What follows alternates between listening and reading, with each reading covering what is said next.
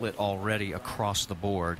And yes, it is a tragic situation and a day. I want to give you the opportunity at home. If you do not want to see this crash again, go ahead and turn away. We're going to go through it one more time, because it really is not the safer barrier, but it's the catch fence that does so much damage in this, to not just Dan's car, but to so many of the others. And this is in slow motion from high above. Now all the drivers are very crowded going into this corner, 3 abreast. One of them touches, goes sideways, Scott, and then mayhem.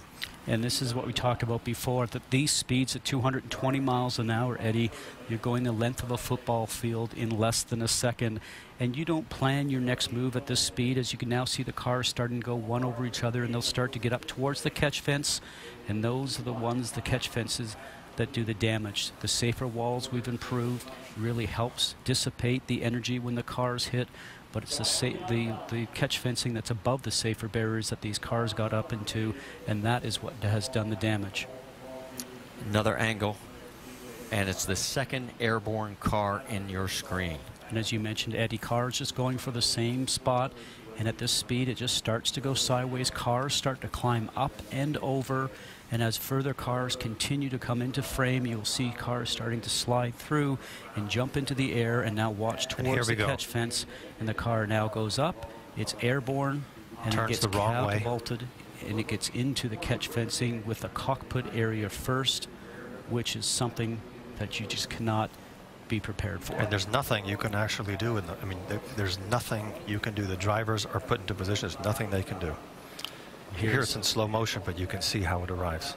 And the parts are going everywhere, and as a driver you're trying to miss the large pieces, the cars themselves, and parts are falling out of the sky. You really don't know where to go or what to do, and if you escape this and you get through it, you sort of pinch yourself when you're on the far side of it and said, I made it. And unfortunately, some did not.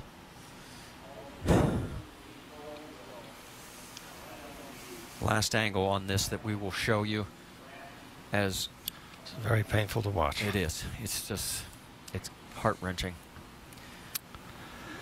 You know these people as competitors, as sometimes they're angry with what you say about them on the air, but trust me, when there's these moments, there it is right there, and that's the compact or the impact you were talking about, Scott. Cockpit towards the catch fence. Another view from Danica's car, as she was one of the 19 that managed to make it through. She's on the lower part of the track, which was a good position to be in, but she has a bird's eye view of everything from here. And as we heard her say earlier in this telecast, that she thought things were just getting a little bit crazy. She had eased off the throttle, not something that race car drivers do, but she just felt uncomfortable, had something about it, a sixth sense, if you will, and turned around and just gave herself a little bit more breathing space, which is something that worked out very well for her. Charlie Kimball's view, he was in the middle lane, had nowhere to go. And a car went right over the top of him. And there's another car flying over the top. And literally, I've been in these accidents. There's nothing you can do. Once it starts to happen, the momentum has to just play itself out.